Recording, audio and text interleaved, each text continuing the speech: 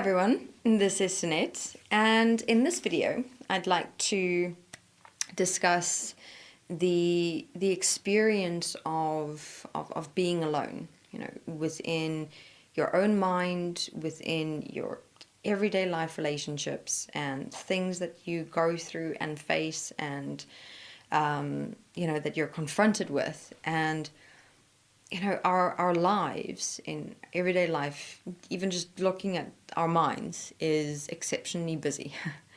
And we go through and process through so much in a given day even myself, in the beginning of my process, when I became so much more aware of my thoughts and my internal dialogue and my emotions and my experiences and things like that, and kind of seeing everything for the first time.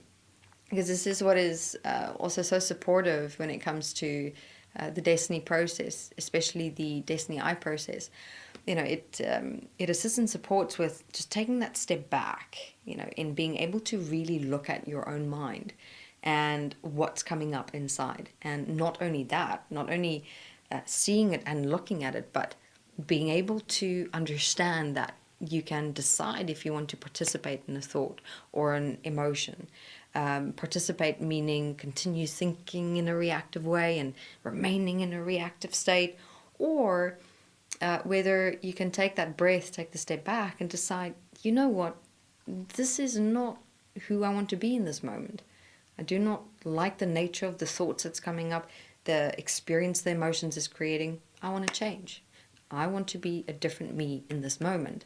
And this is where the process of redefining and living words is coming through, where you then develop the necessary tools and skills and techniques in how to step back from your own mind and reflect and ask yourself, who do I want to be in this moment? How can I change for me in a way that will assist and support me to be better in this moment with this person? And so in that process, even with going through so many things inside myself, I realized that, in many ways, we are very much walking this process alone, through the mind, which we've walked through in EQAF, where you've got your conscious, subconscious, unconscious, quantum mind, quantum physical, and physical mind. And it's quite extraordinary that in any given moment we're exposed to all those levels of our own minds, but yet have the capacity and ability to process all that information in a moment, or through writing, or through communicating with someone, and at the same time come to a solution, a change within ourselves.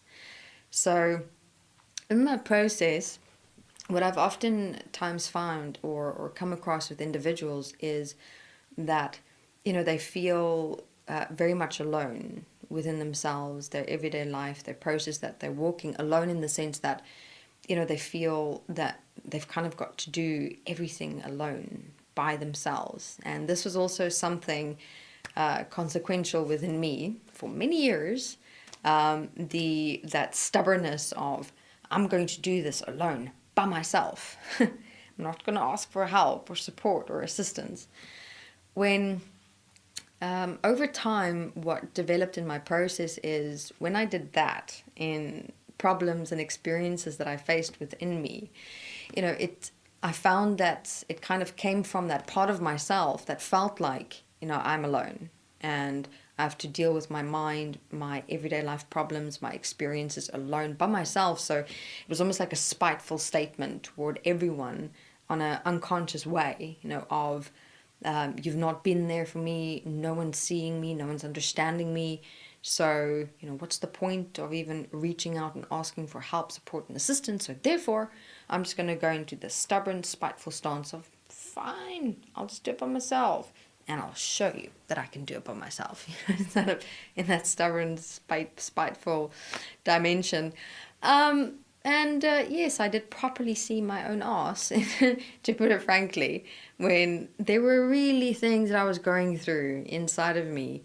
And no matter which direction or which way I'm trying to look at this problem within my mind, which to a certain extent created the problem in the first place, I just couldn't find a solution or a way through it. Or other times what would happen, I would just suppress it and Suppress meaning just try and forget about it and not think about it.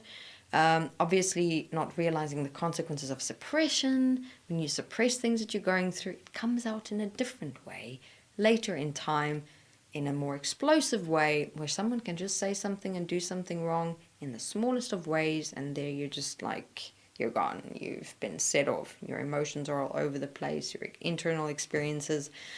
So for this video, what I'd like everyone to remember is that in your process, you do, interestingly enough, develop a level of self-trust where you know what things you can handle by yourself.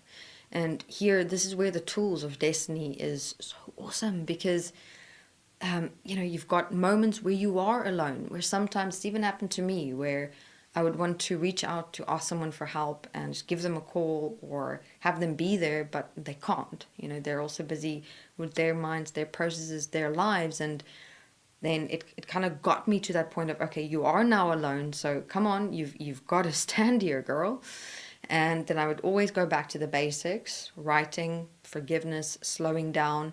And interestingly enough, just doing that for that moment, embracing that, okay, I am alone for this moment now, it got me through really tough times. It didn't release everything or change everything in that moment, but enough so I could calm down and settle down.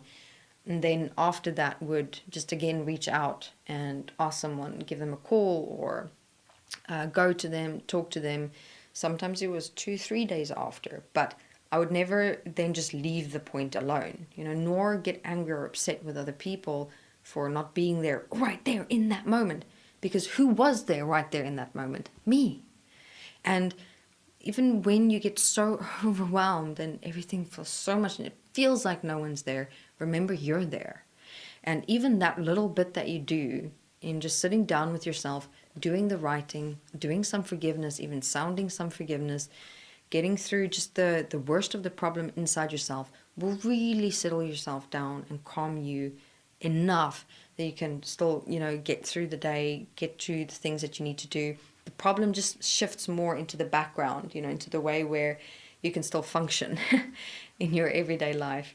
So this is the message for this video. Don't let you feeling like you're alone become a stubborn polarity where you go, fine, I'm going to do everything alone by myself. Or to the polarity of, I can't do this alone. I feel so alone. I'm so lonely. Things like that. Rather, make this aloneness point a strength within yourself, where you do realize, yes, most of the things you're going to have to walk alone, but you can. You've got the basic tools to do that. And then in some moments, you're going to be in a tough spot where you've got to remind and remember that I'm still here. I am here. I'm here for me. Come on, just get to the basics, do the writing, do the forgiveness, do the sounding, get through the worst of it, and then still reach out and ask for support and assistance. There's this one thing that I will always be grateful for, and that is for everyone who's been in my life up to this point, whether in a good way or a bad way, or just always been there. Because if it wasn't for them, in so many ways, I wouldn't be who I am today. So therefore, remember, people, as much as you ask for assistance and support, you also equally assist and support them. All right. Thank you very much.